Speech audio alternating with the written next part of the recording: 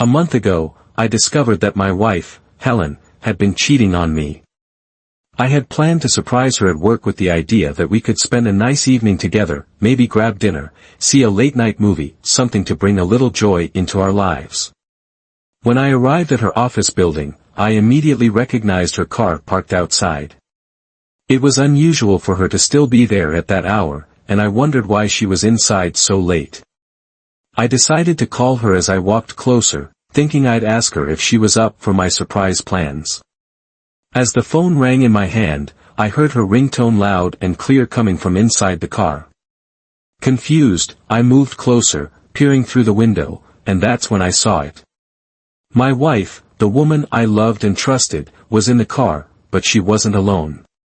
Helen was locked in a passionate embrace, making out with a man. I immediately recognized him. For a moment, I couldn't move. I stood there, frozen in shock and disbelief. My heart seemed to stop as her eyes suddenly flicked open and locked with mine. The expression on her face was one of sheer panic. She quickly pulled away from the man, her mouth opening and closing as she struggled to find words. I could see the fear and guilt written all over her face. The other man, who had been oblivious to my presence until then, turned around to see me standing there. His face drained of all color, and his eyes widened in horror when he realized who I was. This wasn't some random stranger, no, this was a man I knew. I had met him at several of my wife's office Christmas parties. We had shared drinks, exchanged friendly banter, and even connected on social media. I knew his wife was pregnant, expecting their child at home, while he was here betraying her in the same way my wife was betraying me. The sickening realization of what I had just witnessed washed over me like a tidal wave. The damage was done. My plans for a romantic surprise had crumbled into a moment of gut-wrenching reality that I never saw coming. Helen, clearly shaken, tried her hardest to explain herself in the aftermath of being caught. She stumbled over her words, insisting that what I had just witnessed was really nothing, that it was just a one-time, stupid mistake. Her voice was strained, as if trying to convince both of us that what had just happened didn't mean anything. But how could I believe that? I had just seen her, my wife, kissing another man passionately. The man also ran after me, panicked and desperate. He kept begging for my forgiveness and asked me not to tell his wife anything. The sheer audacity of it all sent a wave of anger surging through me. Here he was, having just been caught betraying not only me but his pregnant wife as well, and his only concern was keeping his secret safe. At that moment, all I could feel was fury rising inside me, so intense that I could barely see straight. I knew that if I stayed there any longer, I might lose control and do something I would regret. So, without saying a word to either of them, I just turned and headed straight for my car. I didn't even look back as I got in and drove away as fast as I could, just needing to get far, far away from the two of them. My hands were gripping the steering wheel tightly as I tried to focus on the road, but my pain was overwhelming. I couldn't stop replaying the moment over and over in my mind, like some twisted loop I couldn't escape from. I drove for what felt like hours with no destination in mind. I just needed to move, to get away from the reality that my life had suddenly become. Eventually, I found myself in some secluded spot far from the city, where I parked the car and just let everything hit me. The pain, the betrayal, it all came crashing down like a wave, and I broke down crying harder than I had in years. How could this have happened? How could someone I trusted with everything in me do this? Helen and I had been best friends. We had shared our lives, our dreams, our future, and now it was shattered. If I hadn't seen her kiss that man with my own eyes, would have never believed it. If someone had told me she was cheating, I would have laughed it off as a ridiculous rumor. But there was no denying the reality now. It was like a nightmare I couldn't wake up from. When I finally returned home, my mind was made up, there was no going back. As soon as I stepped through the door, I went straight to the bedroom to pack my bag. But my wife was already there, waiting. Her face was streaked with tears and panic etched in her eyes. She rushed towards me, her voice shaking as she pleaded with me to stop. Helen kept insisting that we could work through it, that it wasn't too late, and that we could sit down and talk things through. But how could words ever repair the damage of what I had witnessed? I was filled with a mixture of anger and overwhelming sadness, and her attempts to calm me down only fueled my frustration. Every word she said bounced off me like a wall. She didn't seem to understand. Nothing could undo what I had seen. I yelled at her that no matter what she said, I could never live with a cheater like her again. My trust in her was shattered. No amount of talking, apologies, or promises could piece it back together. The very thought of kissing her, touching her, or being intimate with her again felt impossible, knowing what I knew now, knowing that she had been with another man.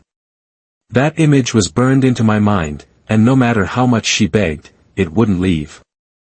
I made it clear that the only thing left for us to do was get a divorce. I had no desire to work through anything or to fix something that, in my eyes, was beyond repair. The moment I mentioned divorce, she broke down completely.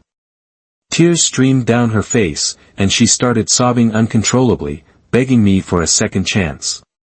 She promised over and over that she loved me and that she couldn't live without me, and that she would do anything to make things right. But her words felt hollow, like they were too little, too late. I didn't listen to her, please, I couldn't. The hurt and betrayal were too fresh, too raw, and I knew deep down that nothing she said would change the way I felt. Without saying another word, I grabbed my bag and walked out. I checked into a small motel, trying to figure out what my next step would be. And for the next few days, I would just wake up, go to work, and then come back to the motel, stare blankly at the TV, and cry myself to sleep. I didn't tell a soul about what had happened. I felt ashamed, embarrassed, even by what Helen had done.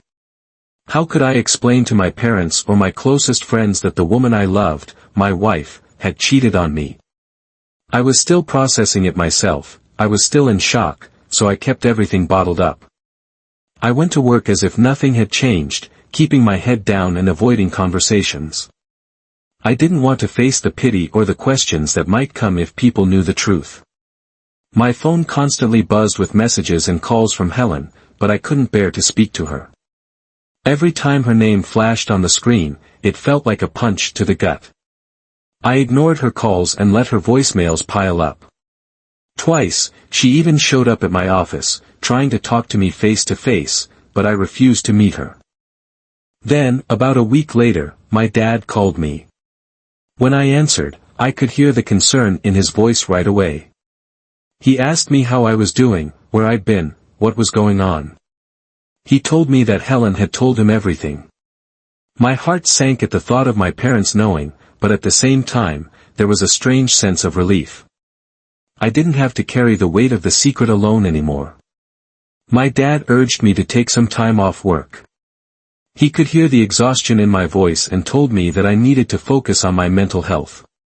He suggested I should come home, stay with them for a few days, and get away from everything. I was running on fumes by this point, completely drained emotionally and physically, so I took my dad's advice and drove to their house. As soon as I pulled into the driveway, my parents were there, waiting for me. They pulled me into a tight hug. I didn't have to say anything. They could tell from the look on my face and the disheveled state of my clothes that I was not okay. My parents told me to go upstairs and rest. I was grateful for their quiet support. It was exactly what I needed at that moment. For the first time in days, I felt like I could breathe again. Later that evening, after I had some time to rest, my parents and I sat down to talk.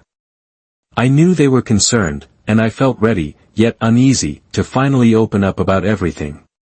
Before I started, I asked them what Helen had told them, and my dad cleared his throat and said that Helen had called them and admitted to having stupidly kissed another man, but then she framed it as if I had walked out of the marriage impulsively without giving her any chance to explain or try to work things out.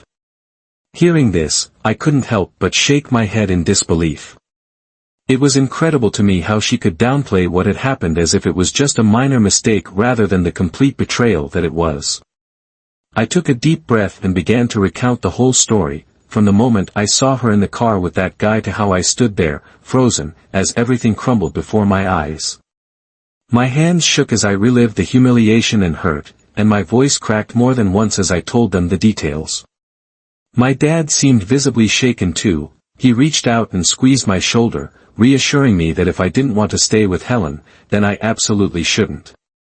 He told me that he understood why I no longer wanted to stay in the marriage and had my back. It felt good to hear him validate my feelings, but my mom had been quiet the entire time. I glanced over at her and saw that she was hesitating, her brow furrowed in thought. Then she spoke up, asking me a question that threw me off balance. Have you really thought this through? Her words stung. I wondered how she could ask me that after everything I had just poured out. I looked at her, my frustration clear, and told her that of course I had thought it through. How could I not? I took my wedding vows very seriously. However, this betrayal was too deep. How could I ever stay with someone who had cheated on me? But then, my mom continued, gently yet firmly, suggesting that maybe instead of throwing away my marriage, I could give Helen a chance to explain herself.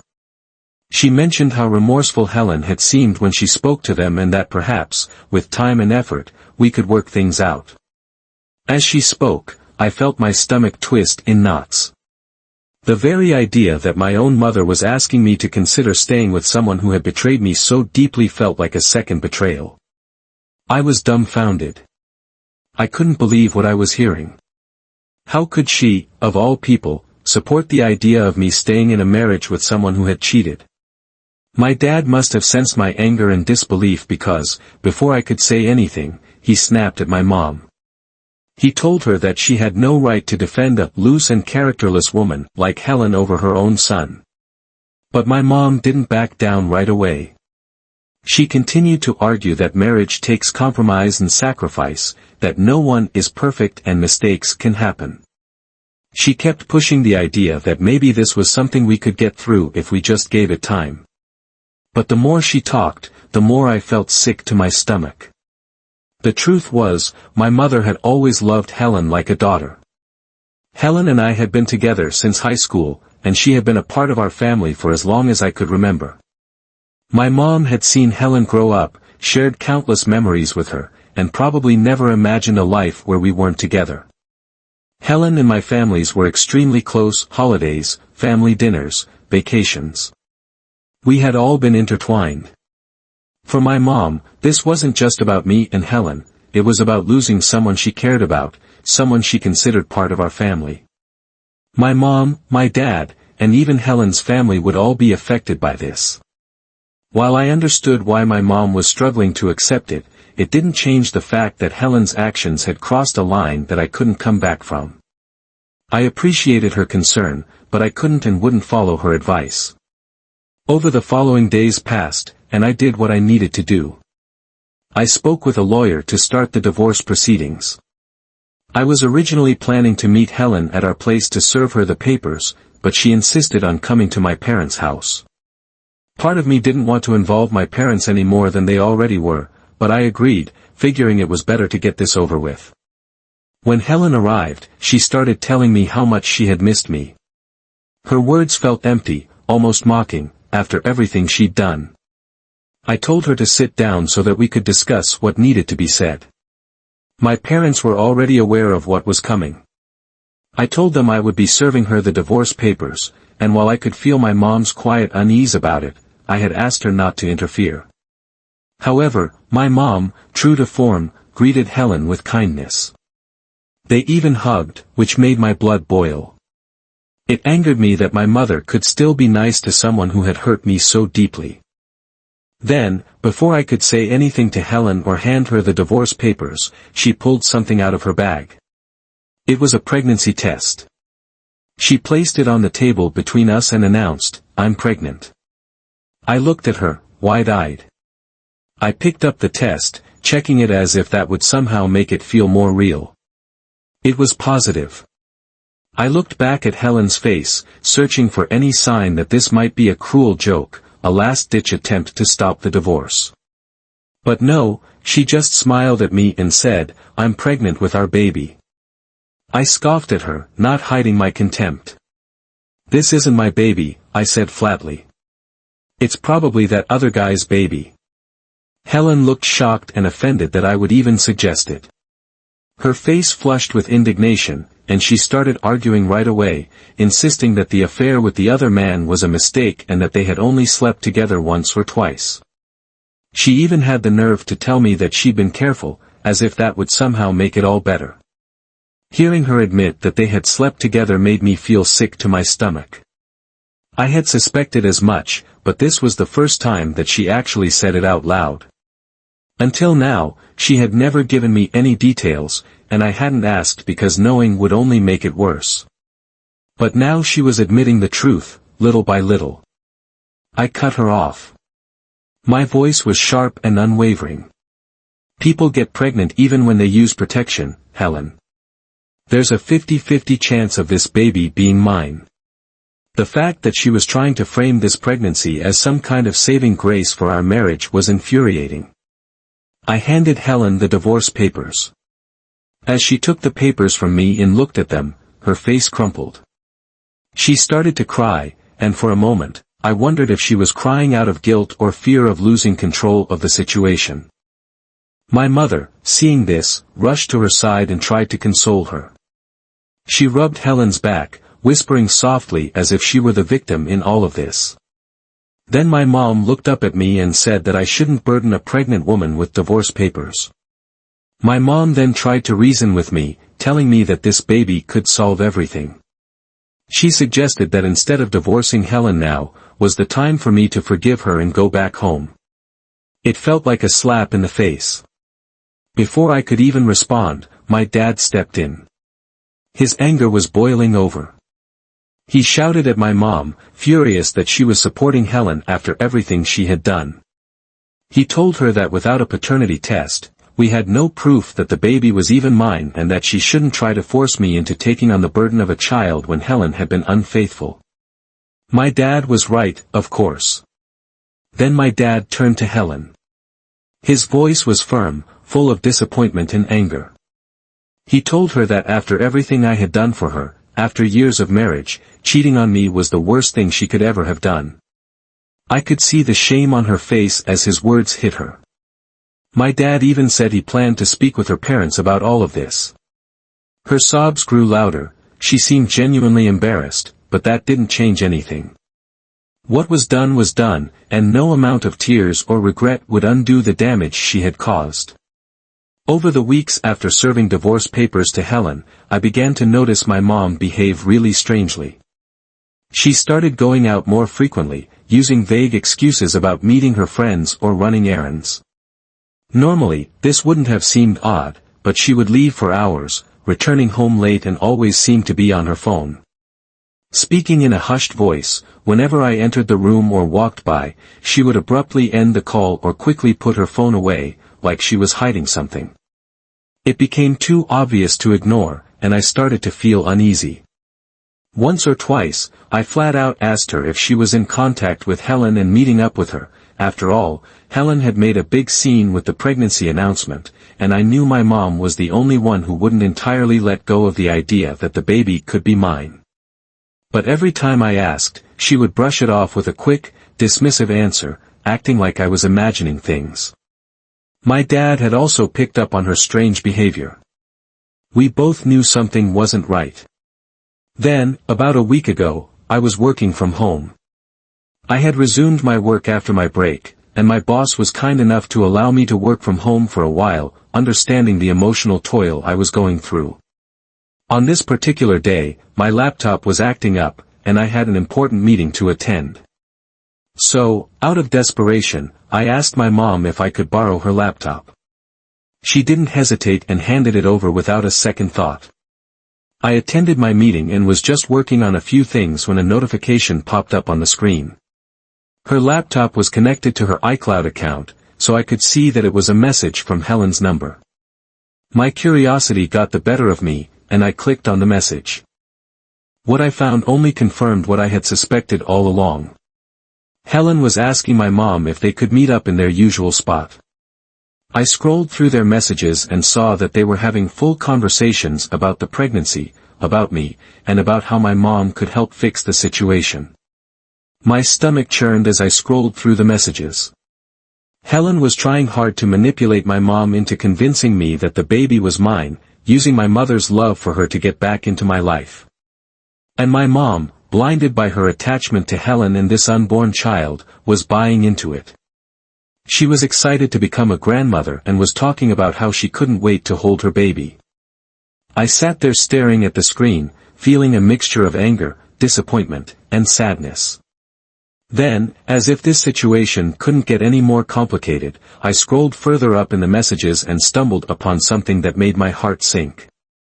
Just weeks before I discovered my wife's affair, my mother had actually found out about Helen, and the other man, a friend of hers who knew both me and Helen well, had sent a photo to my mom. It showed Helen clearly sitting closely with a man and looking intimate. It was the very same man I had caught her with. My mom, instead of forwarding the picture to me and telling me the truth, had instead forwarded it to Helen, asking her what she was doing with this man. Obviously, Helen, being the manipulative narcissist that she is, had tried to downplay the photo when my mom confronted her, claiming he was just a coworker and that there was nothing between them. My mom had doubled down on her and told her that she didn't believe her excuses and urged her to come clean. This was when Helen came clean. She had literally admitted to having an affair with this man because she had been feeling lonely. Helen then promised my mom that she would break things off with the guy and begged her not to tell me anything, as it would affect our marriage. My mom naively had believed her, since she loved her like her own daughter and trusted her to do the right thing. My mom had agreed to keep my wife's affair a secret from me, under the assumption that Helen would actually follow through and end the affair. But Helen never broke things off. She continued her relationship with the man right up until the moment I caught her in the parking lot, the day I had come to my parents' house after discovering the affair. My mother must have already been fully aware of the extent of Helen's betrayal, yet she had still been defending Helen instead of me. I was at a total loss for words. I had just been blindsided by my wife's betrayal, and now I was discovering that my own mother had been complicit in this deceit. It felt like a double betrayal, and I could hardly process anything since the past few days. I've been observing my mother quietly. She continues to meet up with Helen as if nothing is wrong. Sometimes she even brings up the topic of me in front of me, trying to change my mind about the divorce. My mother is clearly unaware that I have discovered the truth. AITA if I confront my mother and call her out for backstabbing me after everything she has done.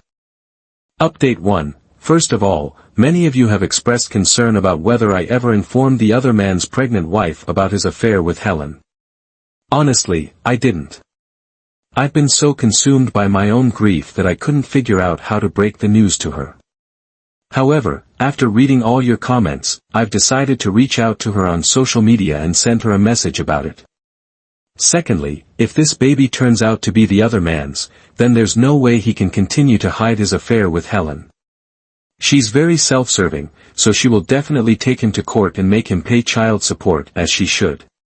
Lastly, yes, my wife and I had been intimate right up until I discovered her affair and moved out. There is definitely a chance that the baby could be mine, also, which is why I haven't dismissed it completely.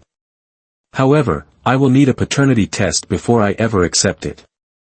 Update 2. I decided to call Helen and her family over for lunch to have a sit-down discussion with my parents. My mom seemed pleasantly surprised by this and must have thought that perhaps I was rethinking the divorce. Obviously, she had no clue what I had planned for them. Helen's parents seemed remorseful when they met me. They had known me for so long and apologized to me on behalf of Helen. Unlike my mother, they blamed Helen completely for why our marriage had broken down. Their support reassured my stance. I asked everyone to sit down as I informed them that I had gathered them all so that I could reveal the entire truth about Helen's affair. My mother's eyes widened in confusion as my dad asked, "What are you talking about?"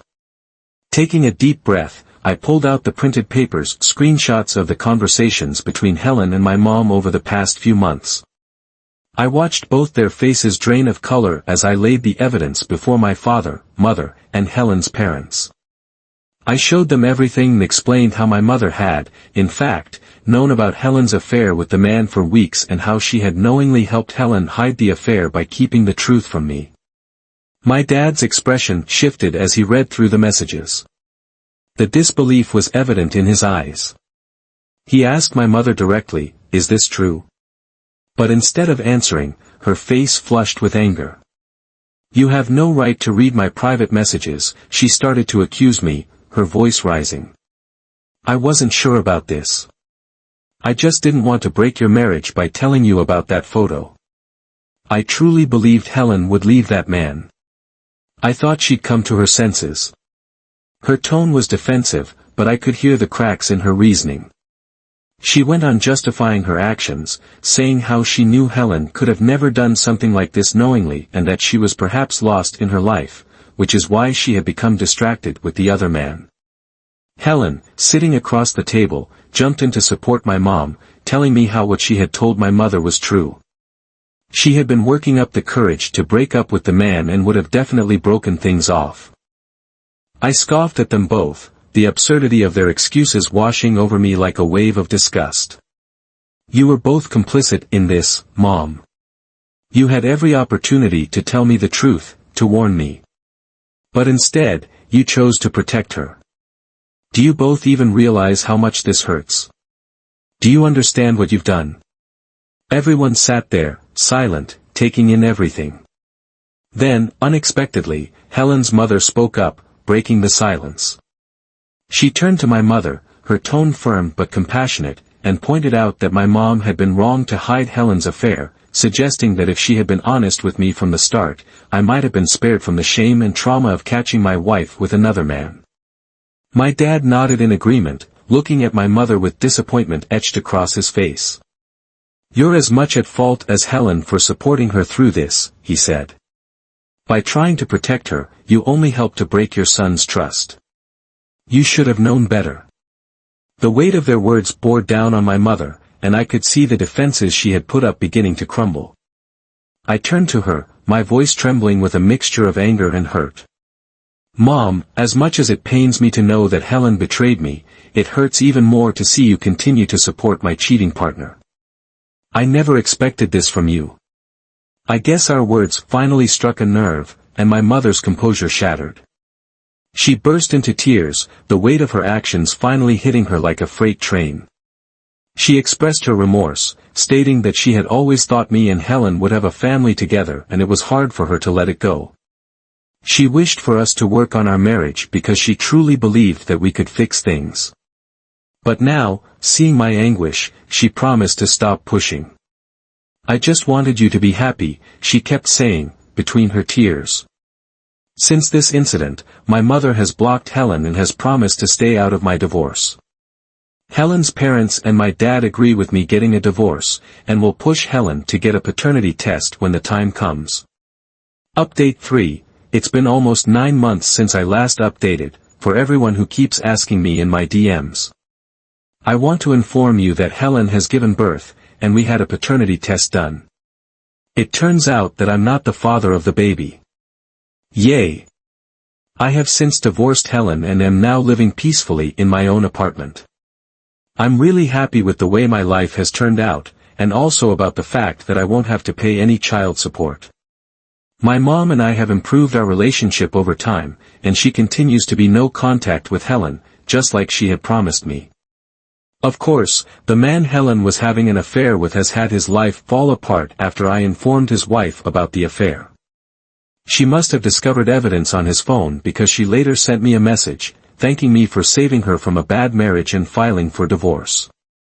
Now, he's responsible for paying her child support forever, and he's also on the hook for Helen's baby. I guess it serves him right.